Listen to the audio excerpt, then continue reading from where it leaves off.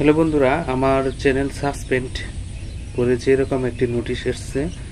তো সেটি বিগত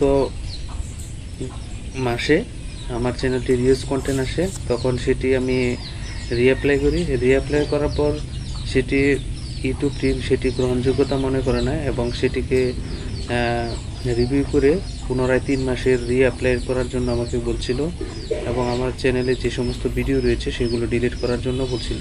তো আমি সেগুলো ডিলিট করি নাই, রেখে দিয়েছিলাম যে সেগুলো আস্তে আস্তে ডিলিট করব। তো সেটি 20 থেকে 25 দিন যায় নাই, এখনই সেটি আমার চ্যানেলটি সাসপেন্ডেড ওয়াইপি চ্যানেল এরকম একটি নোটিশ আসছে। তো সেটি দেখে খুবই দুঃখজনক মনে হলো। কি আর বলবো, যে সাসপেন্ড এরকম। তো সাসপেন্ডেড হলে তো আসলে চ্যানেলটি পুনরায় কাজ করার মতো শক্তি থাকে না।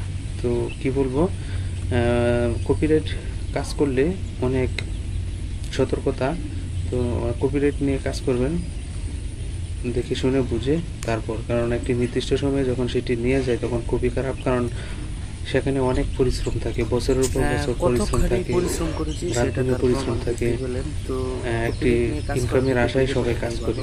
তো কি বলবো, কপিরাইটে না কাজ করাই ভালো। যদিও সেটি স্বল্প সুরে কিছু করা ভালো, কিন্তু দুঃখজনক ব্যাপার হলো আমার চ্যানেলটি সাসপেন্ডেড আওতায় চলে যাচ্ছে। সেটি কি পরবর্তীতে ধাপ হয় সেটি জানি না। তো বলবো আপনারা অবশ্যই সতর্কতার সাথে কাজ করবেন।